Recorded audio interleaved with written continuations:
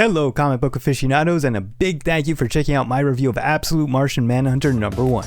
I'm Odd-Mando from Not of This Realm, where we talk about comic books, movies, TV, and action figures inspired by the realms of superheroes, sci-fi, horror, and fantasy. Welcome to the channel. If you're new here, we hope you enjoyed the video and consider liking and subscribing to Not of This Realm. DC Comics has been on a hot streak with its Absolute titles, which reimagine superheroes like Superman, Batman, Wonder Woman, and The Flash. Does Absolute Martian Manhunter continue this streak, or is the Absolute universe starting to falter? Stay tuned for my thoughts and opinions on this newest book. As I did with my review of Absolute Flash #1, which you can watch at the link in the description and end of the video, I will try to keep spoilers as minimal as possible. Absolute Martian Manhunter is a slower burn than we've seen in previous Absolute titles, and I'm so glad that writer Dennis Camp took this approach. One of my biggest critiques of the Absolute titles is how they can reveal too much too soon when it comes to changes in a hero's origin, power set, or villains. Camp, who also writes the Ultimates for Marvel, instead gives us a character-centric mystery which slowly starts to unravel in this issue. The story centers on FBI agent John Jones, who has survived a terrible blast by an attacker. At first, Jones comes off as distant, cold, and almost unlikable.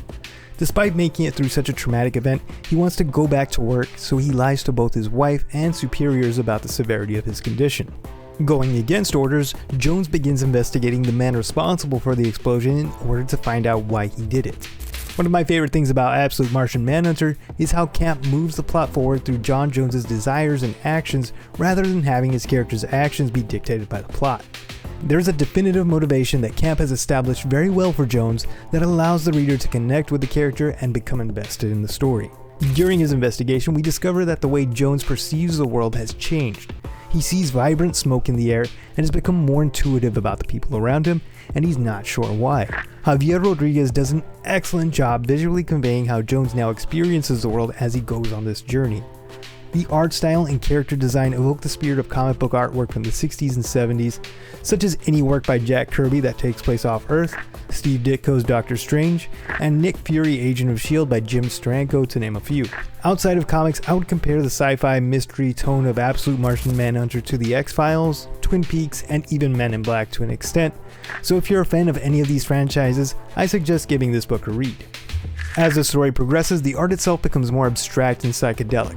It's a very effective way of showing us how intense and chaotic his mind has become as a result of this intrusive force. By the end of the book, we of course find out that it is Martian Manhunter in John Jones's head.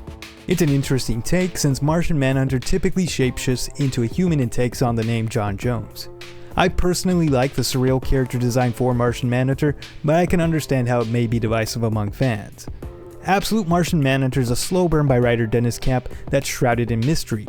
It also takes a unique approach into how it tells the story with its interesting use of shapes, colors, and the medium of comic books itself by artist Javier Rodriguez. If you're looking for a superhero book that is an interesting and bold take on the genre, then I highly recommend adding Absolute Martian Manhunter to your pull list at your local comic book shop. Even if the titular character's design isn't to your liking, I would still recommend at least reading this first issue. Have you read Absolute Martian Manhunter #1? Do you agree or disagree with my thoughts on it? We'd love it if you let us know what you think in the comments below. And don't forget to give the video a thumbs up if you enjoyed it.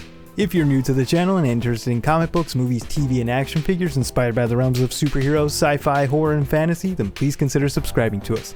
I'm Odd-Mando from Not of This Realm. This video was written by me and edited by the immensely skilled Astra Vixen. Thank you so much for watching. We really do appreciate you taking the time to watch. Be safe and take care.